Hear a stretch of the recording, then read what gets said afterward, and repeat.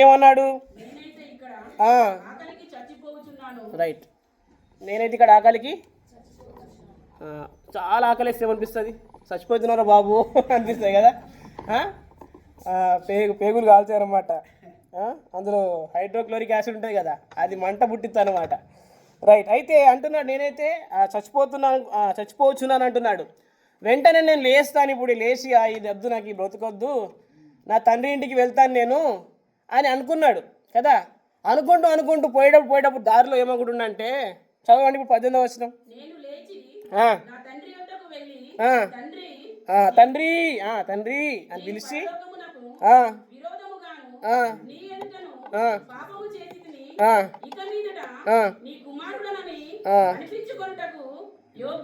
Right sir. ఇప్పుడు ఏమనుకుంటున్నా అంటే పోంగా ఇట్లా మాట్లాడదాం అనుకుంటాడు తండ్రితోటి. ఎందుకంటే గొడవడికి వచ్చేసింది కదా, నా ఆస్తి రాసిచ్చాయి అని చెప్పేసి తెగదింపులు చేసుకొని వచ్చేసింది కదా. మొహం రాదనమాట మాట్లాడడానికి తండ్రితోటి. అయినా తగ్గించుకొని బుద్ధి వచ్చింది కాబట్టి వెళ్తున్నాడు. వెళ్తూ ఏమంటాడు, తండ్రి నేను పరలోకానికి విరోధంగా నీ ఎదుటనే పాపం చేసిన, ఇక మీదట నీ కుమారుణ్ణి అనిపించుకోవడానికి నేను యోగ్యుని కాదు అని చెప్దామని అనుకున్నాడు అన్నమాట. ఎవరు? ఆ చిన్న కుమారుడు, తప్పిపోయిన కుమారుడు అనమాట. కానీ ఆ అవకాశాన్ని, అట్లా అనే అవకాశాన్ని తండ్రి అతనికి ఇవ్వలే. హల్లెలూయా. అతడు అందామని వెళ్తా ఉన్నాడు, జర్నీలో ఉన్నాడు. వాడు ఇంకా దూరంగా ఉన్నప్పుడే అది నాకు కొడుకు వస్తున్నాడు అని చెప్పేసి తండ్రి కనిపెట్టి పరిగెత్తుకుంటా పోయి మెడ మీద ఏం చేశాడు? ముద్దు పెట్టుకున్నాడు. అది అందామని అదంతా ప్రిపేర్ చేసుకొని జోబులో పెట్టుకున్నాడు. దాన్ని తీసి అనే లోపలనే తండ్రి వచ్చి ముద్దు పెట్టుకున్నాడు. అది మనకేం చెప్తుంది అంటే తండ్రి ప్రేమను మనకు తెలియజేస్తుంది. కాబట్టి ప్రియులారా గమనించండి, ఇక్కడ మన ఆలోచన ఒకలాగుంటుంది, మన తాత్పర్యం ఒకలాగుంటుంది, మన భావాలు ఒకలాగుంటాయి.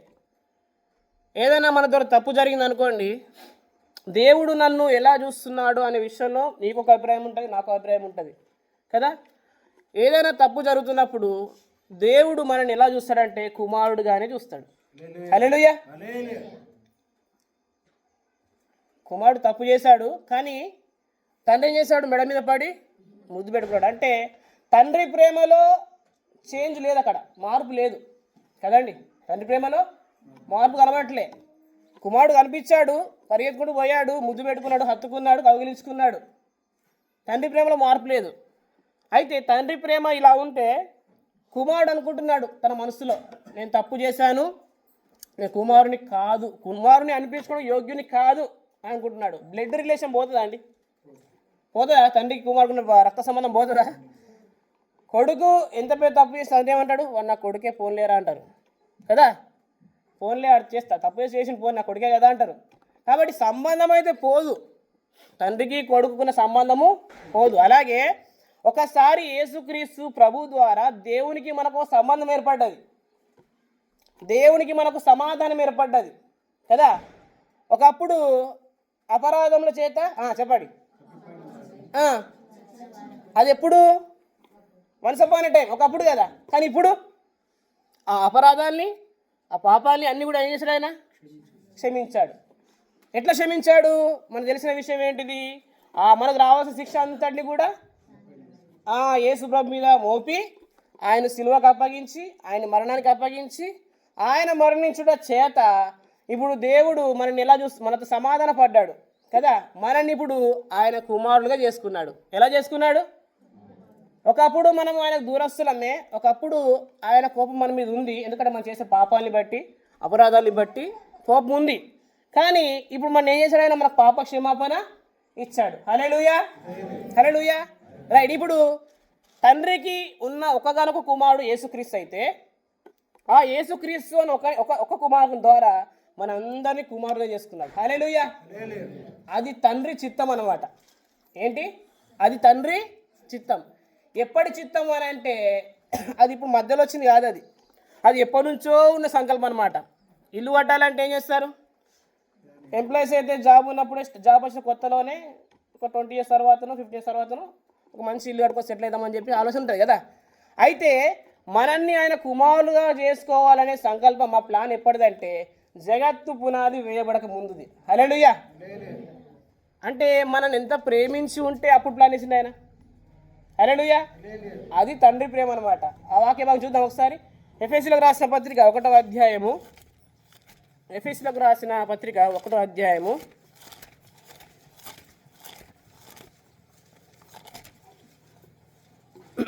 4, 6 వర్షాలు కలిసి ఉన్నాయి కదా. అక్కడ తన చిత్త ప్రకారమైన దయా సంకల్పం ఉందా అండి మధ్యలో? ఎఫెసీ పత్రిక 1వ అధ్యాయం 4, 6 వర్షాల మధ్యలో చదవండి. తన చిత్త ప్రకారమైన చొప్పున యేసుక్రీస్తు ద్వారా మనల్ని కుమారులుగా స్వీకరించడానికై ఫస్ట్ ఏం చేశాడు? ఫస్ట్ నిర్ణయించాడు, డిసైడ్ అయ్యాడు. ఏమని? అరే మనందరినీ కుమారులు చేసుకొని డిసైడ్ అయ్యాడు, నిర్ణయించుకొని నెక్స్ట్ అవును ఈ మాట పట్టుకోండి. ఎప్పుడు అంటే ఎప్పుడు డిసైడ్ అయ్యింది ఆయన? ఎప్పుడు నిర్ణయించాడు? జగత్తు పునాది వేయబడక ముందు మనం పుట్టామా? లేం కదండి. జగత్తు పునాది వేసిన తర్వాత సృష్టించిన తర్వాత ఆదాము చేశాడు ఆయన. ఆదాము నుంచి మనం అందరం వచ్చాం కదా. అయితే ఆయన ప్రేమ ఎటువంటిదంటే యేసుక్రీస్తు ద్వారా మన కుమారులుగా అంగీకరించడానికి మాత్రమే కాదు, ఆయన సన్నిధిలో ఆయన ముఖము ఎదుట ఆయన ముందర మనం పరిశుద్ధంగా ఉండాలని, మన నిర్దోషులుగా ఉండాలని ఆయన ఎప్పుడు ప్లాన్ వేశాడు? వేసి ప్రేమ చేత ఇప్పుడు చూడండి, మనం ఇప్పుడు ఎవరిలో ఉన్నాం? క్రీస్తులో ఉన్నాం. మనం ఎవరిలో ఉన్నాం? మనం లోకంలో లేం, పాపంలో లేం. మనం ఎక్కడున్నామంటే ఇప్పుడు యేసుక్రీస్తులో ఉన్నాం. యేసుక్రీస్తులో భద్రం చేయబడ్డాం మనం. ఆయన రక్తంలో మన ప్రతి పాపాన్ని ఆయన ఏం చేశాడు? కడిగాడు. ఇప్పుడు తండ్రి చిత్తం ఏంటంటే తన సన్నిధిలో పరిశుద్ధంగా ఉంచుకోవాలని ఆయన చిత్తం కదా. మరి ప్రభుత్వం హల్లెలూయా. తండ్రి చిత్తం ఏంటంటే తన సన్నిధిలో మనం పరిశుద్ధులుగా ఉండాలని, మనం నిర్దోషులుగా ఉండాలని, మనం నీతిమంతులుగా ఉండాలని ఆయన చిత్తం కదా. అది జగత్తు పునాది వేయబడక ముందే మనం చదువుకున్నాం. అయితే దీని కొరకు ఆయన యేసుక్రీస్తు ఈ లోకాన్ని పంపించాడు, శిలువను జరిగించాడు కదా. ఇందువల్ల ఆయన ప్రేమ అనేది మనకు అర్థమవుతుంది. అయితే ఇప్పుడు ఈ సంబంధం అనేది పోయేది కాదు అని చెప్తున్నాను నేను కదా. తండ్రి ఎలాగైతే పరిగెత్తుకుంటూ వచ్చి మెడ మీద పట్టుకొని ముద్దు పెట్టుకున్నాడు చిన్న కుమారుని, అంటే ఈ మెడ అది ఏం చెప్తుందంటే ఈ శిరస్సుకు ఈ బాడీకి, ఇప్పుడు శిరస్సు ఎవరు? సంఘానికి శిరస్సు క్రీస్తు. ఈ బాడీ సంఘానికి శరీరం కదా. ఇదేంటిది? సంఘం. ఇది బాడీ ఆఫ్ క్రైస్ట్. హెడ్ ఎవరు? Jesus Christ. కాబట్టి ఈ మెడ అనేది ఈ హెడ్ని ఈ బాడీని జాయింట్ చేస్తుంది కదా. అందుకని ఆయన ఇక్కడ ముద్దు పెట్టుకున్నాడు తండ్రి. అంటే అర్థం ఏంటిదంటే తండ్రి ముందే ఎరిగి నువ్వు నా కుమారుడివే అని ముందు చెప్పడానికి ఇక్కడ ముద్దు పెట్టుకొని, ఒరే నాయన నీకు నాకు నా కనెక్షన్ పోయేది కాదు అని చెప్పడానికి ఇక్కడ ముద్దు పెట్టుకున్నాను అనమాట. హల్లెలూయా, హల్లెలూయా. రైట్. ఇప్పుడు ఒక క్వశ్చన్. ఇప్పుడు మనుడు ఆస్తి రాసిమని చెప్పేసి వెళ్ళిపోయాడు. వెళ్ళిపోయిన తర్వాత తండ్రి ఎటుపోయినా కొడుకు అని చెప్పేసి అద్భుతం పోయిందా? ఉందా? లూకాసు 15వ అధ్యాయంలో లేదు, వెళ్ళడే, తప్పిపోయాడు. అయితే కానీ వెతుక్కుంటూ మాత్రం ఆ తండ్రి అక్కడికి వెళ్ళలే. అయితే ప్రియులు గమనించండి, తండ్రి చిత్తానికి వేరుగా తండ్రి సన్నిధిలో వచ్చి మనం వెళ్తున్నప్పుడు ఖచ్చితంగా తండ్రి కొంచెం కనిపెడతాడు. ఏం చేస్తాడు? కనిపెడతాడు. అప్పుడు ఆ టైంలో కుమారుడికి బుద్ధి వచ్చేలాగా కనిపెట్టాడు అనమాట. బుద్ధి వచ్చింది కదా ఆయనకి, బుద్ధి వచ్చేంత వరకు కనిపెట్టాడు అనమాట. దాన్ని ఏమంటారంటే శిక్షణ అంటారు. ఏమంటారు? శిక్షణ. చెప్పండి అన్నమాట. రైట్. ఇప్పుడు ఒక మాట చెప్తాను. లోతు అనే వ్యక్తి సొదొమ గొమొర్రా ప్రాంతంలో ఉన్నాడు కదా. మనందరూ తెలుసు సొదొమ గొమొర్రా ప్రాంతం మీద అగ్ని గంత కత్తుకున్న అది పడ్డది కదా, అగ్ని గంతగా కురిశాయి. అప్పుడు వాళ్ళందరూ ఆ లోతు సొదొమ గొమొర్రా ప్రజలందరూ చనిపోయారు. కానీ దేవుడు ఎవరి కుటుంబాన్ని కాపాడాడు? అక్కడ లోతు కుటుంబాన్ని కాపాడాడు. నోవహు కాలంలో కూడా పెద్ద జల ప్రళయం వచ్చింది. అందరు చనిపోయారు కానీ ఎవరి కుటుంబం కాపాడింది? నోవహు కుటుంబము కాపాడబడింది. అంటే ఈ రెండు సందర్భాలు నాకు ఏం చెప్తాయంటే, ఒక్కసారి మనం దేవుని పిల్లలమైన తర్వాత, దేవుని కుమారులమైన తర్వాత మనల్ని ఆయన అగ్నిగుండానికి పంపించాడు. ఇలా చెప్తున్నాడు, నరకానికి పంపించాడు. మరి నరకానికి పంపించకుండా మనం ఏం చేసినా ఆయన చూసి ఊరుకుంటాడా? తప్పు చేసాం అనుకోడు, ఊరుకుంటాడా? అస్సలు ఊరుకోడు. ఇక్కడ తండ్రి కుమారుణ్ణి శిక్ష చేస్తున్నాడు. శిక్ష చేస్తున్నప్పుడు కుమారుడికి ఏం రావాలి అంటే బుద్ధి రావాలి. ఒక వ్యక్తి పాపం చేస్తున్నాడు అనుకోండి, సింపుల్ చెప్తున్నా. ఒక వ్యక్తి పాపం చేస్తున్నాడు అనుకోండి, సంతోషంగా చేస్తారంటారా? అదే సమాధానం ఉంటుంది హృదయాల్లో? ఉంటుందండి. శిక్ష చేస్తున్నప్పుడు ఎలా ఉంటుందంటే తండ్రి సహాయం ఉండదు, దేవుని కృప మనకు తోడుగా ఉండదు. దేవుని కృప తోడుగా లేకపోతే ఏమైందంటే అది చాలా దుఃఖకరమైన స్థితి అనమాట. అర్థమవుతుందండి? అది ఎట్లుంటుందంటే బైబిల్ చదవాలనిపించదు, ప్రార్థన చేయాలనిపించదు, సన్నిధికి రావాలి అనిపించదు, కూడికలకు అటెండ్ కావాలనిపించదు, సహోదరులతోనో సహోదరులతోనో మాట్లాడాలనిపించదు కదా. అది ఎంత ఏంటంటే అది శిక్షణ పీరియడ్ అనమాట. అంటే మనల్ని శిక్ష చేస్తాడు, కానీ శిక్షా విధికి అంటే ఆయన నాశనం చేయడు మనల్ని. హల్లెలూయా. తండ్రి కుమార్ తప్పేసి కొడతాడు, చంపడు కదా. అర్థమైన పాయింట్? కొడతాడు. వ్యక్తం వాడని తండ్రి కుమారుడికి విరోధం సామెతలు కదా 13:24. ట్రేడ్ ఇప్పుడు మీ పిల్లలు తప్పేసి మీరు ఏం చేస్తారు? ఏం చేస్తారండి? ఖచ్చితంగా వాళ్ళని శిక్షిస్తారు. ఎందుకు?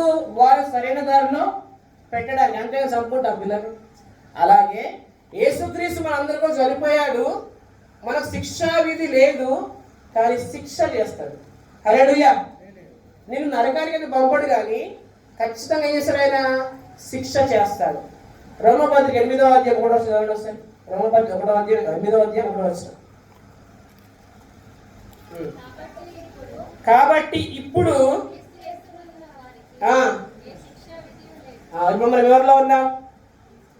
క్రీస్తులో ఉన్నాం కాబట్టి శిక్ష విధి లేదు. క్రీస్తులో లేని వారికి అనే లోకానికి ఏముంది? శిక్షా విధి ఉంది. హల్లెలూయా, హల్లెలూయా. నిద్రపోతున్నా చెప్పండి హల్లెలూయా, హల్లెలూయా. ప్రభువా స్తోత్రం అని చెప్పండి ఒకసారి గట్టిగా. ఈ టాపిక్ మీకు అర్థమైతే కొంచెం మీకు నెమ్మది వెళ్తుంది. జాగ్రత్త వినండి. ఇంకొక 20 నిమిషాలు ఉంది, ఓకేనా? చెప్పేస్తా ఆలోపే. విశ్వాసికి శిక్షా విధి లేదు, కానీ ఏముంటుంది? శిక్షణ ఉంటుంది. ఎప్పుడైతే నువ్వు తండ్రి సిద్ధానికి వేరుగా ఉంటావు అనమాట. ఉంటే ఒక మాట చూద్దాం. హెబ్రీ పత్రిక 12వ అధ్యాయము. ఇది మన లోకల్లో కూడా ఇట్లాంటి మాట్లాడబడ్డారు అనమాట. చూడండి,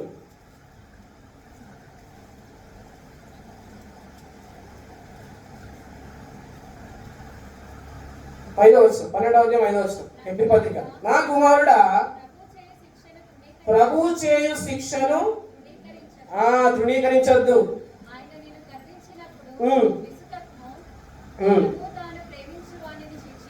7వ వచనంలో లాస్ట్ లో 7వ వచనం ఆ మాట చదివిరా? 12వ అధ్యాయం 7వ వచనం లాస్ట్ లైన్ లో తండ్రి శిక్షింపని కుమారుడు. అంటే ప్రతి విశ్వాసి ఏదో ఒక సమయంలో ఖచ్చితంగా తప్పు చేసే అవకాశం ఉంటుందా ఉండదా? తప్పు చేసే అవకాశం ఉంటుందా ఉండదమ్మా? ఖచ్చితంగా ఉంటుంది. కాబట్టి తండ్రి చేశారంటే మిమ్మల్ని శిక్షిస్తూ ఉంటాడు. తండ్రి శిక్షించని కుమారుడు ఎవడు అసలు? ఇలా చెప్దామా? తండ్రి శిక్షించని విశ్వాసం ఎవరు? ఖచ్చితంగా ఏదో ఒక సందర్భంలో దేవుని శిక్షకు మనము గురి అవ్వాల్సిందే, అవునా కాదా? తండ్రి ఖచ్చితంగా ప్రేమించి శిక్షిస్తాడు ఆయన. ఇప్పుడు ఈయన కూడా ప్రేమించాడు కాబట్టే ఆ కుమారుడు తప్పినా కానీ వెంటనే వెళ్ళలే తీసుకొద్దామని, కొంచెం వెయిట్ చేస్తాడు బుద్ధి వచ్చేదాకా. అట్లా బుద్ధి వచ్చే వరకు ఏం చేస్తాడు? ఆయన ఖచ్చితంగా శిక్ష చేస్తాడు. ఇక్కడ ఏముంది? 6వ వచనంలో ఆయన నిన్ను గద్దించినప్పుడు విసుగకు, ప్రభు తాను ప్రేమించు వారిని ఏం చేస్తాడు? తాను స్వీకరించు ప్రతి కుమారుని ఏం చేస్తాడు? దండిస్తాడు అని కుమారుతో మాట్లాడుతున్నాడు కదా. అంటే ఇప్పుడు నన్ను తండ్రి ప్రేమిస్తున్నాడు కాబట్టి కొన్ని సిచ్యువేషన్స్ లో నన్ను శిక్షిస్తాడు. అప్పుడు ఇంట్లో బియ్యం అయిపోతాయి, చక్కెర అయిపోతుంది. చూస్తుంటారు చక్కెర అనమాట. కనీసం పాలు లేకపోయినా మరి చక్కెర డికాషన్ పెడదామని చెప్పేసి చూస్తే అది కూడా ఉన్నదన్నమాట. ఒక్కోసారి ఏం జరుగుతుందంటే అన్ఎక్స్పెక్టెడ్ గా ఇంట్లో ఎవరికైనా అనారోగ్యం బాగుండదు, కానీ చూడు పైసలు కదా. చినిపోయిన అంగిలో డబ్బులు వేసినట్టు అయిపోతాయి అనమాట. ఇంటి రెంట్ కడదామంటే పైసలు ఉండే. పిల్లలు అప్పుడు ఏదైనా అడుగుతాడు కొనిమని, కొనిస్తాడని తెస్తాడా చెప్తాడు తప్ప లేవని చెప్పిన పరిస్థితి అనమాట. అంటే అది ఏంటంటే అది శిక్షాకాలం అనమాట. అప్పుడు మనం ఇలా అనుకోవద్దు, దేవుడు నన్ను విడిచిపడ్డాడేమో, దేవుడికి నాకు సంబంధం కట్ అయిపోయిందేమో అనుకోవద్దు. చెప్పండి, దేవునికి మనం సంబంధం కట్ అయ్యి కదా? అస్సలు కాదు. ఎందుకంటే ఆ సంబంధం వచ్చింది నీ ద్వారా నా ద్వారా కాదు, అది యేసుక్రీస్తు ద్వారా వచ్చింది. అది అమూల్యమైన రక్తం ద్వారా వచ్చింది. మూల్యం చెల్లించలేము దానికి, మనం వెల కట్టలేము ఆ సంబంధానికి. తల్లిదండ్రుల ప్రేమ నీడవలే గతించును, కన్నా బిడ్డల ప్రేమ కలలా కరిపోవును. నా యేసుని దివ్య ప్రేమ ఎన్నాడెన్నడు వీడనిది, నా యేసుని నిత్య ప్రేమ ప్రేమ యేసుని ప్రేమ అది ఎవరు కొలువలేనిది నిజము, దీనిని నమ్ము అది భూమి అందించలేనిది. హల్లెలూయా. కాబట్టి మనం ప్రేమిస్తున్నాడు కాబట్టే శిక్షిస్తాడు. మీకు సందర్భం చెప్పమంటారా? ఆదికాండ 16వ అధ్యాయంలో 15వ అధ్యాయం ఏం జరిగిందంటే, అబ్రాహాము దేవుడు ఇస్సాకు అనే కుమారుడు ఇస్తాడు కదా, మనందరూ తెలిసిన విషయం. అయితే ఇంకా పిల్లలు పుట్టట్లేదని చెప్పేసి భార్య మాట వినాలన్నమాట అబ్రహాం. భార్య మాట విని ఆదికాండ 16వ అధ్యాయంలో ఐగుప్తు దేశానికి వెళ్ళి హాగరును తెచ్చుకున్నాడు. ఎవరు తెచ్చుకున్నాడు? అప్పుడు అబ్రహాం ఎంత వయసు అంటే 86 సంవత్సరాలు. ఎన్ని సంవత్సరాలు? 86 ఇయర్స్. అయితే 86, ఇప్పుడు ఇస్తాకి ఇప్పుడు పుట్టాడు 99 సంవత్సరాలు. అప్పుడు అక్కడ మాట ఏమిటంటే ఆదికాండ 17:1 అప్పుడు అబ్రహాము ప్రత్యక్షమయ్యాడు. ఎవరు? దేవుడు. 99 నుంచి 86 తీసేస్తే ఎంత? మ్యాథ్స్ వాళ్ళు చెప్పండి. 99 - 86 చెప్పండి. 13. అంటే 86 సంవత్సరాలు ఉన్నప్పుడు దేవుడు మాట్లాడాడు, మళ్ళీ 99 ఉన్నప్పుడు మాట్లాడాడు. అంటే 13 సంవత్సరాలు దేవుడితో మాట్లాడలే. ఎందుకు? అక్కడ అబ్రహాం తప్పు చేశాడు. ఐగుప్తు పోయి హాగరును తీసుకున్నాడు. వాగ్దానాన్ని పక్కన పెట్టాడు. నీకు ఇస్తాను కదా, ఎందుకు వాగ్దానాన్ని నిర్లక్ష్యం చేశాడు, పట్టించుకోలేని మాట ఎందుకు వినలేదు అని చెప్పేసి ఆయన ఏం చేశాడు? 13 సంవత్సరాలు శిక్షల్లో ఉంచాడు. ఆ 13 సంవత్సరాలు అబ్రహాము దేవుడు మాట్లాడలే. అలాగే మనతో కూడా ఆయన స్వరం రాదు మనకు శిక్షలో ఉన్నప్పుడు. అయితే ప్రియులారా, ఒక గుడ్ న్యూస్ చెప్పమంటారా? ఎప్పుడైతే మనం శిక్షకు అప్పచెప్పుకుంటామో, ఎప్పుడైతే సరే దేవుడు గద్దిస్తున్నాడు, నేను నేర్చుకోవాల్సిన ఏమైనా ఉందేమో అని దాన్ని లోబడితే ఖచ్చితంగా నీకు ప్రమోషన్ ఇస్తాడు. హల్లెలూయా. ఇప్పుడు ఆఫీస్లో బాస్ గద్దిస్తాడు అనుకోండి, అప్పుడు ఏం చేయాలా? లోబడాలి. యజమానికి లోబడాలా, నీ అధికారికి లోబడి సరే ఏమైనా చేంజ్ చేసుకోవాల్సింది ఉందేమో అని రెక్టిఫై చేసుకొని కనిపెడితే ఖచ్చితంగా ఒకనొక దినం నీ బాసుని గుర్తిస్తాడు, నీ పనిని గుర్తిస్తాడు, నిన్ను హెచ్చిస్తాడు. అలాగే తండ్రి వాడిని ఎందుకు శిక్షకు గురి చేస్తున్నాడంటే, మనం ఆ శిక్షకు లోబడితే తిరిగి ఆ సంబంధాన్ని మనం గుర్తిస్తే, అరే నా తండ్రి ప్రేమ నన్ను విడిచిపోలేదు కదా, అది యేసుక్రీస్తు కలిగింది కదా, నేను ఇప్పుడు పరిశుద్ధుని నీతిమంతునే కదా, అది పోయేది కాదు కదా అని నువ్వు అనుకుంటే, అలా నువ్వు ఎంచుకుంటే నీకు దేవుడు కృప ఇస్తాడు.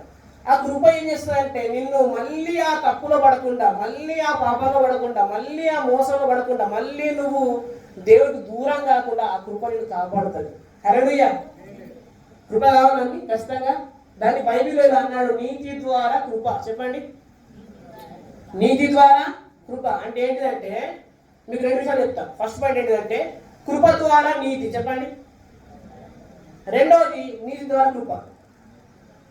రెండు సేమే అంటారా? A is equal to B, B is equal to A అంటారా? అది కాదు, అది కాదు. చూడండి, ఫస్ట్ పాయింట్ కృప ద్వారా నీతి, సెకండ్ పాయింట్ నీతి ద్వారా కృప. ఇప్పుడు చూడండి, దేవుడు మనల్ని ప్రేమించి కృప చూపించి మనల్ని నీతిమంతులుగా చేశాడు కదా. తన కృప ద్వారా మనం నీతిమంతులుగా చేయబడ్డాం. ఓకేనా? ఇది ఎఫెసీ 2:8 అన్నమాట రిఫరెన్స్. అయితే ఇప్పుడు మనకిచ్చిన నీతి అనే స్థితిని, మనకిచ్చిన కుమారుడు అనే బంధాన్ని, మనకిచ్చిన ఆ సంబంధాన్ని మనం ఎంతగా ఒప్పుకుంటామో అప్పుడు ఈ సంబంధం అంటే ఈ నీతి ద్వారా మళ్ళీ కృప ఇస్తాడు. హల్లెలూయా. అర్థమైన 2 పాయింట్లు. మొదట కృప చూపించి నీతిమంతుడుగా చేశాడు.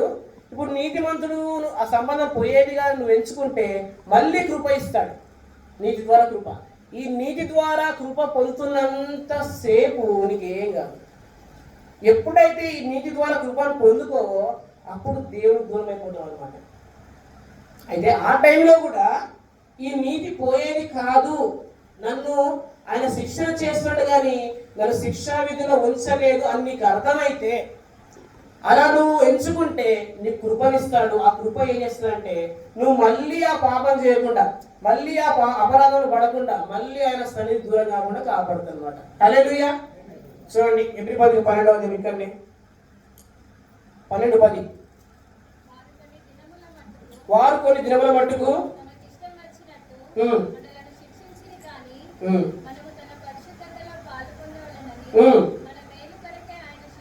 ఎవరి మేలు కొరకు? ఎస్, దేవుడు శిక్షిస్తున్నాడు. ఎవరి మేలు అక్కడ? మనకు మేలు చేయడానికి. సమయ గారు అంతేనండి, మనకు మేలు చేయడానికి దేవుడు కోరుకుంటున్నాడు. అది ఆయన ప్రేమ. రైట్. కింద 11వ వచనంలో మరియు ప్రస్తుతమందు అంటే అర్థం ఏంటంటే ఆయన శిక్షిస్తున్నప్పుడు ఎంత దుఃఖం వస్తుందంటే బాగా పెయిన్ఫుల్ ఉంటుంది. ఎందుకు నన్ను పడుచుకోవడం దేవుడు, అసలు నేను ఏం పాపం చేసి ఎందుకు ఇంత నన్ను విడిచిపెట్టాడు ఆయన, నాకెందుకు ఇట్లా అవుతుంది అని బాగా గుండెలో బాగా నొప్పి వస్తుంది అనమాట. వస్తాడా లేదా? నన్ను విడిచిపెట్టాడు ఆయన, చూడు ఉన్న అరిసి చెప్పుకున్నా, అసలు విడిచిపెట్టా ఆయన, కానీ విడిచిపెట్టాడేమో అని డౌట్ వస్తుంది. అది డౌట్ ఎవరు ఇస్తారంటే అన్నాడు ఒకడు, పడిపోయిన పరిమాణుడు, ఆ పేరే పరిమాణుడు, బైబిల్లో ఉందన్నమాట. యెషయా 30వ అధ్యాయంలో వాడు ఆ డౌట్ క్రియేట్ చేస్తాడు అనమాట. ఓకేనా? అయితే ఇక్కడ అన్నాడు సమస్త శిక్షణ కనబడుతుంది కానీ అసలు ఆనందం ఉండదు అసలు మీకు ఆ టైంలో. అయినప్పటికీ ఒక్కవేళ దాంట్లో నువ్వు ట్రైనింగ్ పొందితే, ప్రభు శిక్షిస్తున్నప్పుడు దాంట్లో నువ్వు అభ్యాసం చేస్తే, దానికి లోబడితే, కొంచెం కనిపెడితే నీతి అను రైట్. అప్పుడు ఏమవుతుంది? అప్పటిదాకా వడిన చేతులు ప్రభువా స్తోత్రం అని చెప్తాయి. అప్పటిదాకా సడిగా మోకాళ్ళు మళ్ళీ మోకాలిపై బలపరచబడతాయి. అప్పుడు కొంటికాలు బెనకుండా అంటే తొట్టిల్లకుండా బాగుపడి నిమిత్తం మన పాదాలకు మారుగా సరళం అవుతాయి. అంటే మనం పోయే రూట్ అంతా కూడా క్లియర్ అయిపోతుంది అనమాట. ఎప్పుడు? శిక్షకు లోబడితే ప్రమోషన్. చెప్పండి, ఇప్పుడు శిక్ష చేస్తాడా? శిక్షా విధిస్తాడా? శిక్ష చేస్తాడు. తండ్రి ఏం చేస్తాడు? కొడతాడు తప్ప చంపడు కదా. అది మీరు గమనించాడు. ప్రకటన 21వ అధ్యాయంలో పిరికి వారు, అవిశ్వాసులు వీళ్ళందరూ అగ్నిగుండానికి పోతున్నారు మాట్లాడుతారు అన్నమాట 8వ వచనంలో కదా.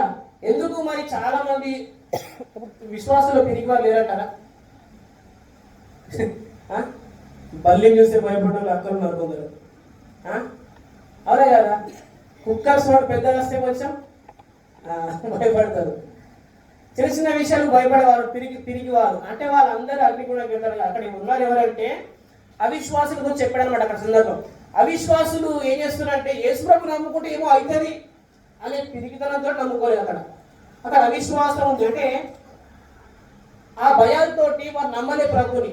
అటువంటి వారు మనుషుల అగ్నిగండంలో పడవేయబడతారు. కానీ నీవు నేను అగ్నికి అప్పగించబడేవారు కాదనమాట. హల్లెలూయా, హల్లెలూయా.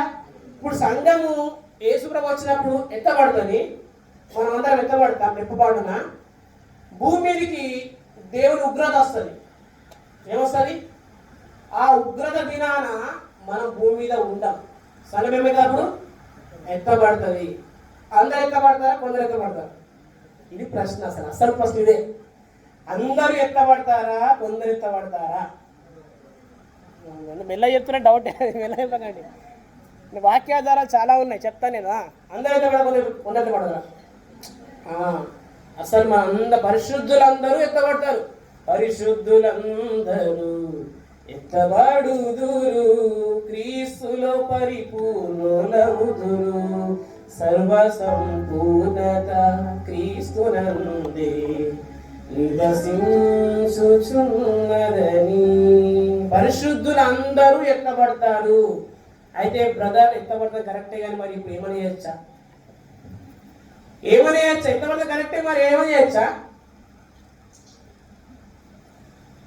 పాపము చేయకూడి అని కొరింథీ పత్రిక 15వ అధ్యాయం క్లియర్ గా ఉంది.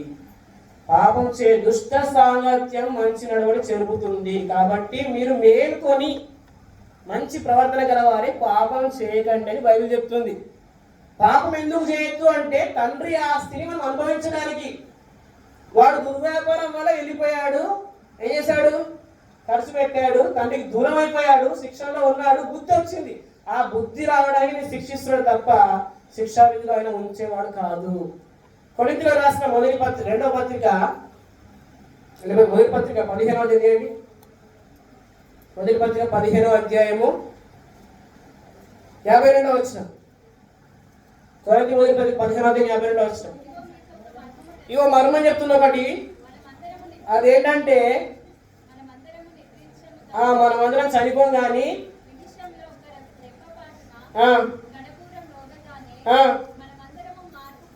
కడపూరం రోగగానే కొందరు మార్పు పొందుతారు. ఉంది అక్కడ. మనం అందరం నిద్రించం కానీ కొందరు మనం నిద్రిస్తాం, కొందరు ఎత్తబడతారు. ఉంది అక్కడ. మనం అందరము ఎత్తబడతాం. అయితే ప్రియులారా గమనించండి, ఎత్తబడి తర్వాత మనం క్రీస్తు న్యాయపీఠము దగ్గర నిలబడాలి. అది గుర్తుపెట్టుకోవాలి అంతే. హల్లెలూయా. దేహంతో చేసింది అది మంచిదే గాని చెడ్డదే గాని ప్రతి దానికి వారి క్రియల చూపున ఆయన క్వశ్చన్ వేస్తాడు. హల్లెలూయా. ఎందుకు నా ఆస్తి నువ్వు వినియోగించుకోలేదు? ఎందుకు నా ఆస్తి దుర్వ్యాపారం చేశావు? ఎందుకు నన్ను విడిచిపెట్టి దూరదేశం వెళ్ళావు? ఎందుకు నేను ఇంత మంచి లైఫ్ ఇస్తే పందుల పొట్టుతోటి సంతోషపడాలనుకున్నావు నువ్వు? అవన్నీ క్వశ్చన్స్ అడుగుతాడు అనమాట ఆయన. ఇప్పుడు ఆయన న్యాయపీఠం దగ్గర అనమాట అడగాడా. కాబట్టి విశేష జాగ్రత్తగా ఉండి మనము మంచి ప్రవర్తన గలవారే, మన పాపం చేయకుండా ఉండాలి. ఇక్కడ 15వ అధ్యాయము 33వ వచనం. మోసపోకండి, అది పాయింట్ అన్నమాట. మోసపోవద్దు. దుష్ట సాంగత్యం మంచి నడవడి చెరుపుతుంది. కాబట్టి మీరు నీతి ప్రవర్తన గలవారై మేల్కోండి. ఎస్, పాపం చేయమని చేయగలుగుతానట. కొన్ని డౌట్ ఏంటంటే మేము నీతి మంతులం కదా, అట్టే నీతి మంతులం, మేము పరలోకంలో అట్టే పరలోకంలో ఉంటాం మేము. అది మన స్థితి. పరలోకంలో ఉన్నాము అనేది మన స్థితి, మన పొజిషన్. అది జగత్తు పునాది వేయబడక ముందే తన సంకల్పంలో తన సన్నిధిలో నిర్దోషులుగా పరిశుద్ధిలో ఉంచుకోవాలని చెప్పి నిర్ణయించుకొని ఆయన మనకు స్టేటస్ ఇచ్చాడు. అయితే ఆ స్టేటస్ ని బట్టి మీరు లైఫ్ జీవించాలి. యేసు ప్రభు తండ్రికి ప్రార్థించి ఇలా అంటాడు, తండ్రి నేను లోక సంబంధిని కానట్టు మీరు లోక సంబంధులు కాదు. మనం లోక సంబంధం కావంటే ఏ సంబంధం? మరి పరలోక సంబంధులం. మనం పరలోక సంబంధులము, పరలోక పౌరస్థితి కలిగి ఉన్నామని మీరు ఎంచుకుంటే ఈ లోకంలో పరలోకంలో ఇలా జీవిస్తామో అలా జీవిస్తాం. హల్లెలూయా. అందుకొరకు ఆ స్థితి మనకి ఇచ్చాడు. అందుకొరకే మనకి శిక్షని తప్పించాడు. అందుకొరకే మనం తప్పిపోయిన ప్రతిసారి శిక్షణ చేస్తాడు. ఎందుకు? బుద్ధి రావడానికి. హల్లెలూయా. ఎందుకు? కొన్ని సాంగత్యాలు, దుష్ట సాంగత్యాలు ఆ మంచి ప్రవర్తన చెడుపుతాయి.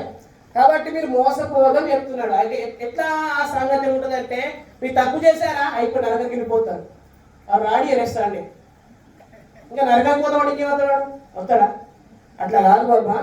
నువ్వు తప్పు చేసినావు, కానీ నువ్వు దేవుని దృష్టిలో ఎలా ఉన్నావు అంటే నీతిమంతుడుగా ఉన్నావు. నువ్వు దేవుని దృష్టిలో పరిశుద్ధుడుగా ఉన్నావు. ఎందుకంటే నీ కొరకు అంత పుణ్యకార్యం చేసేది యేసుక్రీస్తు. అది చెప్పే వ్యక్తి ఉంటే, అని చెప్పే మెసేజ్ ఉంటే అప్పుడు ఎంచుకుంటాడు. అరే ఇంత తప్పు చేసిన దేవుడు ప్రేమ చూస్తున్నాడా, ఇంత తప్పు చేసిన పరిశుద్ధులైన దృష్టిలో అని అతడు ఎంచుకొని పరిశుద్ధంగా జీవించగలుగుతాడు. అలా నీతిగా జీవించగలుగుతాడు.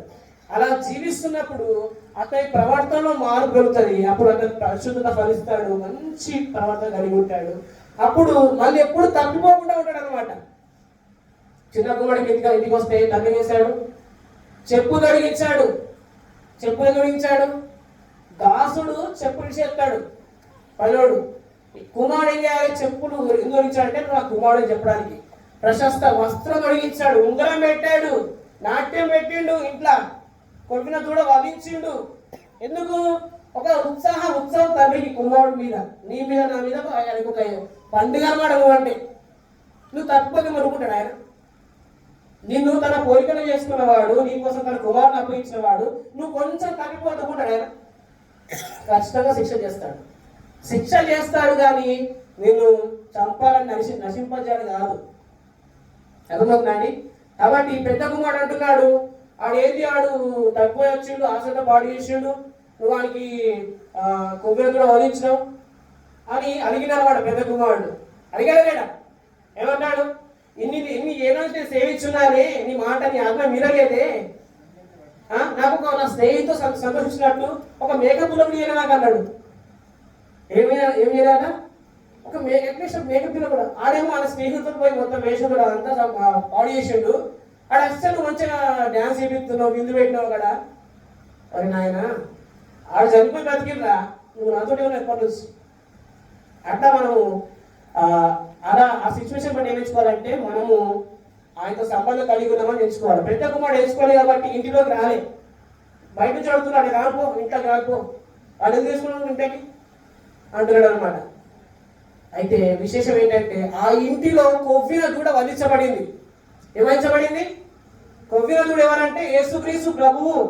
ఆ రక్తాన్ని బట్టే ఆ కుమారుడు ఇంట్లోకి వచ్చాడు. హల్లెలూయా! ఆ రక్తాన్ని బట్టి పెద్ద కుమారుడు ఇంట్లో ఉన్నాడు. యేసుక్రీస్తు రక్తాన్ని బట్టి మీరు సంఘంలో ఉన్నారు. సంఘానికి దూరం అయితే ఖచ్చితంగా శిక్షిస్తాడు. ప్రస్తుత ముందు సమస్త శిక్ష దుఃఖకరంగా ఉంటుంది కానీ సంతోషంగా ఉండదు. ఆ శిక్షకు లోబడితే ఖచ్చితంగా ఆయన హెచ్చిస్తాడు. హల్లెలూయా! హల్లెలూయా! కాబట్టి అబ్రాహాము శిక్షకు లోబడ్డాడు కాబట్టి 17వ అధ్యాయంలో మరి అబ్రాహాము దేవుడు మాట్లాడు, ప్రభు మనతో మాట్లాడతాడు, గొప్ప కార్యాలు మన జీవితంలో చేస్తాడు. చివరి ఒక రిఫరెన్స్ చెప్తా, మూసుకుంటాడు. మొదటి యోహాను పత్రిక 2వ అధ్యాయం. చిన్నపిల్లలు కూర్చోండి ఒక నిమిషం, ఒకటే నిమిషం. మొదటి యోహాను పత్రిక 2వ అధ్యాయం. ఈ 2వ అధ్యాయం 2వ వచనం, మొదటి వచనం. ఈ వర్షం అందరూ చూడండి. ఈ యొక్క మెసేజ్ కి కీ పాయింట్ ఇదే. నా చిన్న పిల్లలారా, ఏమంటున్నాడమ్మా? చెప్పండి. ఒక్క నిమిషం నా సమయం నేను అంతే. చిన్నపిల్లలు సరే.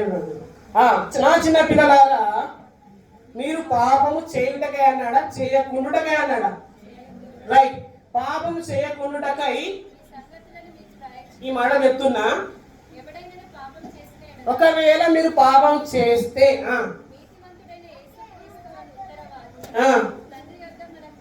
రైట్. ఇప్పుడు నాకే చూడండి అమ్మా, నా చిన్న పిల్లలారా అంటే నా కొడుకులారా అంటున్నాడు. సంబంధమైనట్టేనా? ఈ ఒక్క పాయింట్ వినండి. మరి మీరు నా చిన్న పిల్లలారా, మీరు పాపము చేయవద్దని ఈ మాట చెప్తున్న బిడ్డ. ఏమంటే, నువ్వు ఒకవేళ పాపం చేసావనుకో, నీ కొరకు నీతిగా జీవిస్తే క్రీస్తు, నీ నీతి అయిన క్రీస్తు అక్కడ దేవుకున్నాడు. అంటే ఒకవేళ తప్పు చేసినా కానీ ఆయన క్రీస్తుని చూస్తున్నాడు, క్రీస్తులో నిన్ను చూస్తున్నాడు. కాబట్టి నువ్వు ఎట్లా కనబడుతున్నావు అంటే, ఆయనకి నువ్వు నీతిమంతుగా కనబడుతున్నావు, నువ్వు పరిశుద్ధుగా కనబడుతున్నావు అని చెప్తున్నాడు. అంటే నువ్వు తప్పు చేసినప్పుడు, పాపం చేసినప్పుడు, నేను క్రీస్తులో నీతిమంతుని పరిశుద్ధులను ఎంచుకుంటే అక్కడ చెప్పాడు పాపము చేయకుండుటకై అన్నాడు. హల్లెలూయా! అంటే నువ్వు ఎంచుకుంటే పాపం చెయ్యవు అని చెప్తున్నాడు. అక్కడ ఎంచుకోకపోతే మళ్ళీ ఏం తప్పు చేస్తావు. కాబట్టి సంబంధం పోదు. సంబంధం దూరం అయితే అని తండ్రికి దూరమైతే శిక్షిస్తాడు. శిక్షకు లోబడితే ప్రమోషన్ ఇస్తాడు. ప్రమోషన్ ఖచ్చితంగా బహుమానం న్యాయపడిగా గొప్ప ఉండదు. అది బహుమానం మీకు చక్కగా సమృద్ధిగా కలుగును గాక. ఆమేన్. మీ బహుమానం అక్కడ అత్యధిక మగులు గాక. ఆమేన్. కాబట్టి ప్రతిసారి శిక్షకు లోబడదు. మరి ఇప్పుడు అన్న పక్కన కదా, కాలు నొక్కిన సారీ చెప్పిన, మళ్ళీ నొక్కిన సారీ చెప్పిన, మళ్ళీ నొక్కిన సారీ చెప్పిన, అంటే ప్రతిసారి తప్పు చేయొద్దు, శిక్షకు లోబడద్దు. ఎందుకంటే జీవితం అంతా శిక్షలో ఉంటే ఇంకా మనం ఎప్పుడు జీవిస్తాం, ఎప్పుడు ఆనందంగా ఉంటాం. కాబట్టి ఒకసారి శిక్షకు లోబడిన తర్వాత మనము ఎస్ దీన్ని మనం కంటిన్యూ చేయొద్దు అంటే, నా స్థితిని ఒప్పుకోవాలా, దాన్ని బట్టి నేను కంటిన్యూ చేయకుండా ఉండగలుగుతా. అట్టి కృప ప్రభు మీ అందరికి అనుగ్రహించును గాక. ఆమేన్. గట్టి చెప్పండి. ఆమేన్. ప్రభు కృప మీ అందరికి తోడై ఉండును గాక. ఆమేన్.